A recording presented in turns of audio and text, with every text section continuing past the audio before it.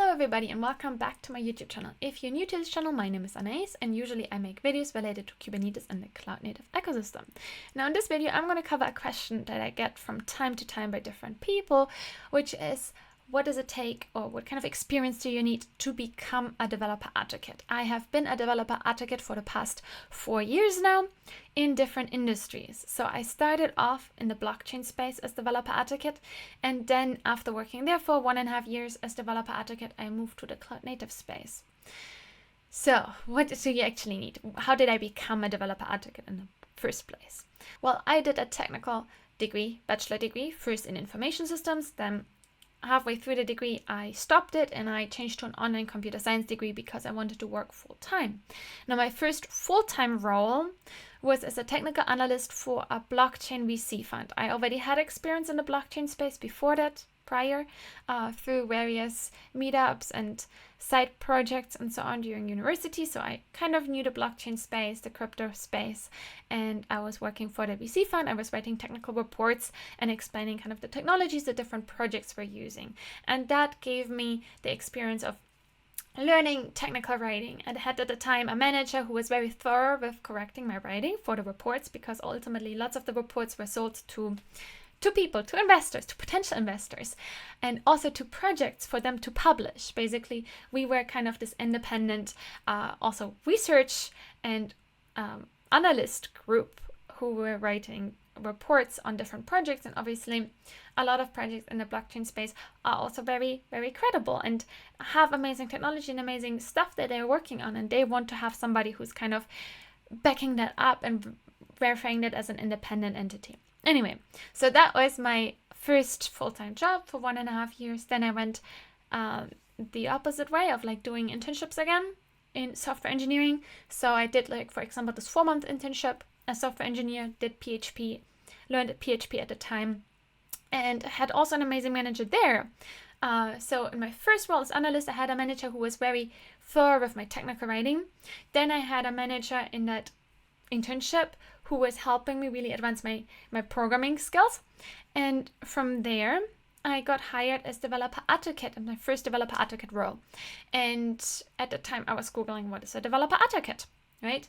And that was in the blockchain space. And I started off there, and I was doing lots of different things, lots of community management as well, and as well as content creations, example projects of our with tutorials and of our technology and how to use it and how to get involved.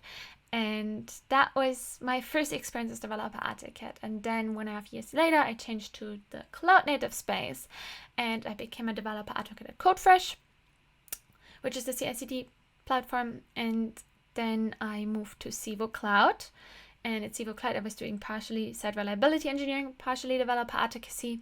And then now I became I became a developer advocate in February of this year for Acra Security. Now, the thing is that at Acra Security, I really get to combine my interest in developer advocacy and my passion for technical writing with my interest in open source. Now, in the blockchain space, everything, all of the technologies, projects I worked with were open source, and I really miss that kind of environment and working with the open source engineers. And that's kind of leading me to my next point. What does a developer advocate do, right? It really depends on the organization what a developer advocate will do. And that will also then reflect in what is required for the job. Because ultimately, in lots of organizations, developer advocacy might be used as a backup tool for marketing. It's going to be used more as like technical marketing and called developer advocacy. Even though the developer advocacy that you would do in those teams are very different to developer advocacy that you will do when working with an engineering team. I know several different developer advocates who are really working with engineering teams, who are writing content on their work, who are helping with integrations and similar. And that's different work to the developer advocacy that you might do within a marketing team. Now, from there, you can also go further in community management. At Acra Security, I'm getting involved a lot in community management because we don't have a community manager. So it's kind of distributed across the core maintainers from the open source team, as well as myself. And we take on different roles within that community management. And in addition to that, I'm creating lots of content. So another thing is that you will usually have to do is technical writing as developer advocate. It really helps if you have good technical writing skills. That's like one of the core things, I would say even more important than engineering skills, because you can ultimately learn a new programming language. Once you learned a few, like once you get started with a few different technologies, it's going to be very easy for you to jump into new ones, right?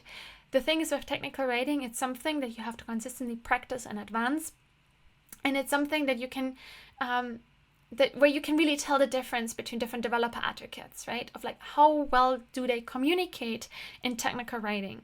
So that's one of the core skills. Then another core skill is presentations, right? I struggle, for instance, with live presentations because I haven't been much in that role to give live presentations. Sometimes it goes very well. Sometimes I'm so nervous. I'm more used to talking to you people through a camera, through a lens. And that's where I feel comfortable with, because I'm ultimately just seeing my camera and I'm envisioning the different people that I might be talking to, but I'm not having like a crowd of people in front of me who might make me nervous. And so that's another skill, presentation skills. Then how to structure presentations. That's part of that, right? These are all skills that are really handy as developer advocate, and if you have work with which you can show those skills, that's always very, very amazing, very great, very handy. For instance, I got my first developer advocate job because I was writing lots of different reports and publishing that on my blog of different technologies within the blockchain space and how they work, kind of overview papers of how you get started with those different technologies and other resources. And that's really like the educational part that they saw at the time, and they were like, yeah, we want somebody who's helping us creating that kind of content, creating blogs that explain things in a very understandable, easy to follow way. And you can see from that really like skills build up on each other. I learned the technologies that are involved within different blockchain projects, and then from there I became a developer advocate. Technical writing played a major role in that, and then I learned more technical skills throughout that time at this developer advocate in that space, in the blockchain space, and within my first experience. And then when I changed industry, I already had lots of the technical writing experience, lots of the community management experience, some of the presentation skills, and I really just had to get onboarded to the cloud native space. So if you can find this one thing that gets you excited, right? For example, it could be a framework, a programming framework. It could be a programming language. It could be anything technical in the community within, and really get involved in one format. That could be like technical writing, helping with the documentation. It could also be contributing to the code or explaining parts of the code base, right, in your own blog. That then will lead up to the next thing and the next thing, and that's kind of, I guess, how lots of people actually get started as developer advocate. I've talked on the open source channel with Hannah. Hannah has also been a developer advocate at CodeFresh, and and we just chatted about her experience because she came from an engineering background. Now, I don't have the engineering background. I have more of a technical writing background than engineering background, but we talked about her experience, about how she got started as developer advocate, the things that she struggles with, what her advice would be, and so on. And that's, again, a different career path, but ultimately before she became a developer advocate and advanced more of her soft skills or more of her communication, education skills, she already had the technical skills. So she kind of did it the other way around. And I see lots of different developer advocates do exactly that they honor, do you say it like that? That they are really they're really excelling in one skill, and then they transition into something else, or they build upon that skill, and then that's how they become developer advocates and add lots of value to projects, whether internally within an organization or externally in communicating them. Now, I hope this video helps some of the people who are starting or thinking about becoming a developer advocate. It's a fun job. Most of the time you get paid to learn, which is really exciting. That's ultimately what it boils down to. You get paid to learn. But there's obviously also, a lot of just exploring and different skills, a variety of skills that are involved, right? So for instance, while I'm preparing my technical videos, the technical content, setting up projects, setting up integrations with different projects, setting up my environments and so on, all the technical part, I then document the technical part in my blog posts, then I record a video on it, and then I'm editing the video. Now, the editing is obviously a completely different tool that has nothing to do with the cloud native space, and it's just video editing skills. Then I market that video, like I communicate that to you people, right? Like, here's a new video, and that requires additional skills. How do I communicate my video most effectively? How do I get people most interested in that video, right?